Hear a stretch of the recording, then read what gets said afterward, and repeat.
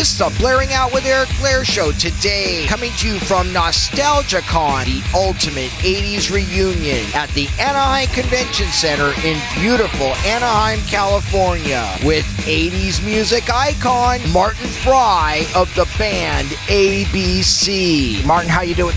Good. Hi, Eric. How are you doing? I'm excellent. You had a good day here at NostalgiaCon. Oh, it's been amazing. Yeah. I met Flash Gordon. I was very impressed, yeah.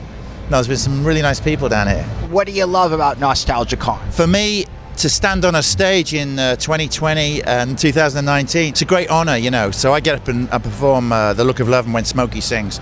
So there's an element of nostalgia in that, but it's been brilliant bringing our audience from the 1980s to the present day. It's like being in a time machine when you get it right. So, NostalgiaCon's been great. It's been a chance to catch up with a lot of old friends. So how did interviewing Mark White and Stephen Singleton of Vice Versa for your magazine Modern Drugs lead to your position in ABC? Yeah, I had a little fanzine. Because, you know, as you get into gigs free, you know, if you kind of show up with a magazine or a TV show, you know, I was hustling, you know, back in the day, and I was itching to get in a band, and I interviewed Mark White, Steve Singleton. They said, come down, come play a show with us. And we went and did a thing called Leeds Futurama Festival, and we were about 87th on the bill, right? But 88th on the bill were Depeche Mode. And I think Soft Cell were kind of 89th on the bill. So, you know, it was the early days of synth pop, you know, back then.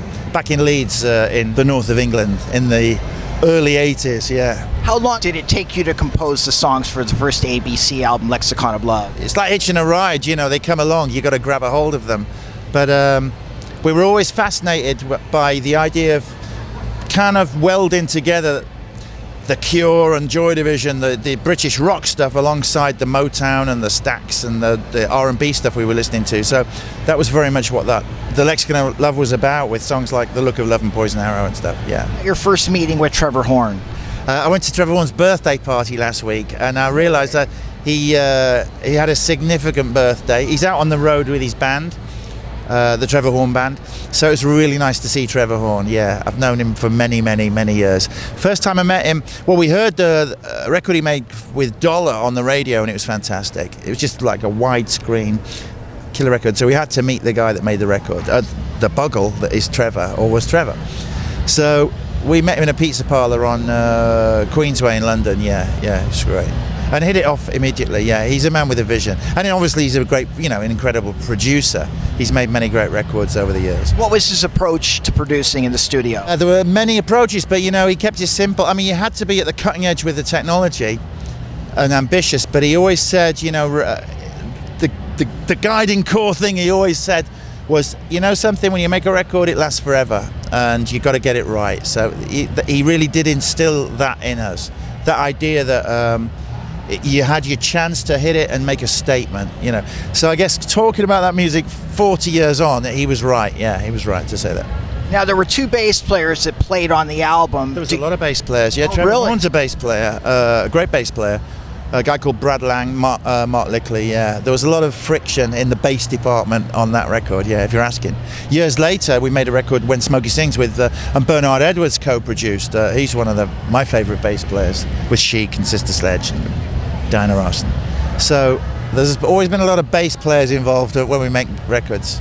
We've got a great bass player today, Lance Morrison. He's here today. Active bass really came to the forefront in the 80s. Yeah, I mean, it was a big thing. We wanted to hit the dance floor, yeah, definitely. What did Anne Dudley bring to ABC in the studio at that time? She's an incredible musician, and we've just finished touring and playing orchestral shows with Anne Dudley, conducting the orchestra with ABC. I just made an album called The Lexicon of Love 2 with Anne Dudley. Way back when, we sat there and we figured we loved all those Philly records, so we wanted to put some strings on the tracks. And Trevor said, does anyone know how to do it? And Anne put her hand up and said, you know, I'll give it a go, I'll try.